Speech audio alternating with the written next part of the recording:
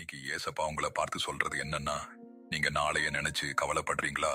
அப்படின்னா இந்த வசனம் உங்களுக்காகத்தான். உங்கள் கவலைகளை எல்லாம் அவர் மேல் வைத்து விடுங்கள், அவர் உங்கள் மேல் கவலையாயிருக்கிறார். 1 பேதுரு அதிகாரம் 5 வசனம் 7. இந்த வசனத்துல தேவன் உங்களுக்கு ஒரு அழைப்பை கொடுக்கிறார். உங்கள் கவலைகளை நீங்களே சுமக்க வேண்டாம் என்று சொல்றார். உங்கள் எதிர்காலம், உங்கள் குடும்பம், உங்கள் வேலை, உங்கள் உடல் நலம், எதை நினைத்து நீங்கள் கவலைப்பட்டாலும் அதை தேவனுடைய கரங்களில் ஒப்படையுங்கள். ஏன்னா உங்களுக்காக கவலைப்படுகிற தேவன் உங்களை ஒருபோதும் கைவிட மாட்டார். இன்று பயத்தை விடுங்க, விசுவாசத்தை பிடிச்சுக்கோங்க.